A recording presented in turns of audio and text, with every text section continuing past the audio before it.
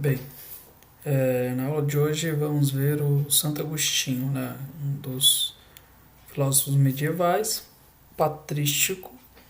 Então está nesse primeiro período da filosofia medieval.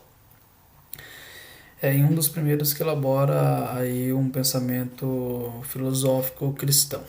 Vamos só trabalhar alguns conceitos de Santo Agostinho para a gente evidenciar esses conceitos e aí se apropriar um pouco melhor aí, principalmente referente aos vestibulares, tá?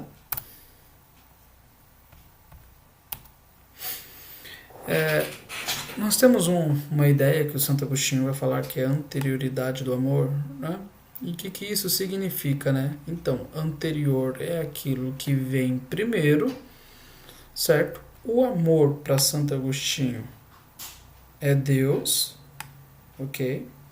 E aí, Santo Agostinho, no seu livro As Confissões, ele vem, o próprio nome já é sugestivo, né? Ele vem fazer as confissões da vida que ele leva. Santo Agostinho nem sempre foi um santo, ele já seguiu por outros caminhos, por outras ideologias, por outras concepções religiosas, por outras formas de se amar. E aí ele vai dizer que esta busca, esta procura é porque ele tentava encontrar-se com o amor, ele tentava preencher algo que estava dentro dele, mas ele não consegue. Então ele vai passando, por exemplo, Santo Agostinho passa pelo maniqueísmo, Santo Agostinho passa pelo platonismo, Santo Agostinho era um libertino, frequentador de locais que o desvirtuava do que nós entenderíamos como um cristão virtuoso, ok? Então ele buscava numa vida de prazeres e pecado o amor, mas não o encontrou. Mas por que ele buscava?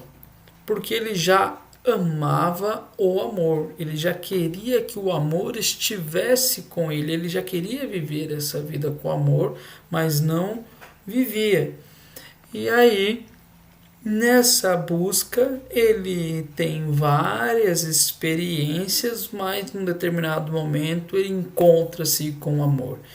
E aí é a sua conversão, né? Este amor é Deus. E aí, a partir do momento em que você encontra-se com o amor, nunca mais você deixará de amá-lo, né? Porque encontrou-se com este amor sagrado, divino, este verdadeiro amor, né? Outro conceito que nós temos de Santo Agostinho, e um conceito muito importante para a história da filosofia, que nós vamos pensar aí a liberdade, ok? Liberdade, então, é fazer a vontade de Deus, segundo Santo Agostinho. Por que fazer a vontade de Deus? Veja bem, Deus nos dá a possibilidade da escolha, o livre-arbítrio. Então, é escolher, né? Escolher o que? O querer. E aí eu estou tentando escrever aqui para vocês o querer, tá? Então é a faculdade da vontade, né? Que vai estabelecer esse querer, ok? Agora, como eu escolho? Eu escolho entre o... Opa, meu computador voltou. Eu escolho entre o bem e o mal, tá? Essa escolha entre o bem e o mal é uma decisão minha. Eu escolho se quero fazer o bem ou se eu quero fazer o mal. A consequência da escolha é aproximar-se de Deus ou afastar-me de Deus. E vejamos bem, Por que liberdade vai ser fazer esse bem e esse bem é igual fazer a vontade de Deus? É um raciocínio muito simples. Olha, Deus sabe das coisas, né? Porque Deus é onisciente. Quando eu estou falando Deus, filosofia medieval, estou pensando na divindade cristã, né? Então Deus sabe de todas as coisas. E aí Deus me diz: você não pode comer em demasiado. Mas aí eu escolho comer em demasiado, comer muito, ok?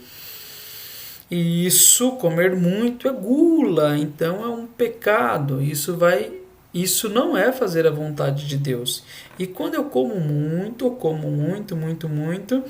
o que vai acontecer comigo? Eu vou estar fazendo mal para mim, eu vou passar mal, não vai ser uma coisa boa para a minha saúde, tá? Então, se eu tiver. E aí eu vou comer, depois eu vou querer comer de novo, e depois eu vou querer comer de novo, e eu não consigo controlar esta minha vontade. Então, se a vontade me domina, eu não sou livre. Eu sou escravo do meu querer. Eu sou escravo da minha vontade. E aí, sendo escravo da minha vontade, a ação é uma ação má. E vai ser pecado, porque não é aquilo que Deus gostaria que eu fizesse. Então, quando eu domino as minhas vontades, quando eu sou o senhor de mim mesmo, eu estou sendo livre. E isso é igual fazer aquilo que Deus deseja. Deus nos deseja livre. Deus nos quer livres, ok? E assim, então, eu consigo ser o senhor de mim mesmo. Outra teoria muito importante na filosofia agostiniana é a teoria da iluminação. Aqui ele vai justificar, então, que a fé precede a razão. A fé ela vem primeira que a razão. A razão ela vai chegar às suas conclusões, mas essas conclusões elas não podem contradizer a fé. A razão ela tem que estar alinhada à fé. A fé é que orienta as conclusões racionais, ok? Então, primeiro vem a fé, aí a razão vem explicar as verdades de fé, tá? Esta fé, ela nos é dada em Deus e por Deus. Então, a fé, ela contém os mistérios da verdade, e é essa verdade que vai orientar as nossas investigações, certo?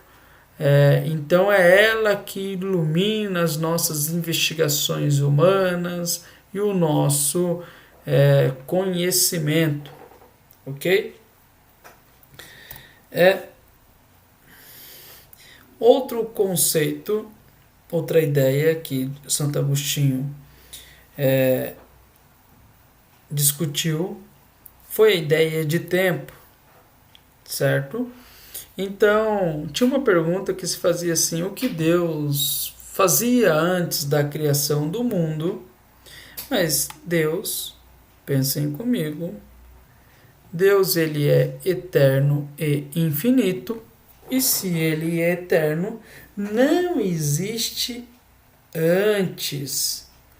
O antes é uma concepção de tempo. Então ele está passando entre passado, presente e futuro. O Agostinho vai fazer uma reflexão muito legal sobre isso, trabalhando a ideia de que o presente do passado, o presente do presente, o presente do futuro, porque quando a gente viveu o passado, ele não era passado, ele era presente. o que nós estamos vivendo agora, que seria o futuro da época passada, não é mais futuro, é presente. E quando o nosso futuro chegar, ele também não será futuro, ele será presente. Mas ele precisa passar o tempo, pois se o tempo fosse só presente, ele seria eterno. O tempo precisa passar, tá? A ideia de tempo tem que ser passada porque é para mensurar algo. Por isso, Santo Agostinho vai dizer que o tempo, ou a ideia de tempo, ela só tem existência na mente, tá? Na mente humana. É na mente que existe... Eu não vou conseguir escrever. Vocês marquem aí num caderno de vocês. Quando vocês forem acompanhar essa gravação, marquem melhor, tá? Na mente que existe a ideia de tempo para podermos compreender o mundo. Agora a pergunta, o que fazia Deus antes da criação do mundo não cabe a Deus, porque para Deus não existe antes, não existe depois. Deus sempre é e sempre será, ok? Então é uma pergunta aí mal formulada. Se ela é mal formulada, não cabe uma resposta. Uma outra ideia de discussão em Agostinho é aí uma resposta ao paradoxo de Epicuro.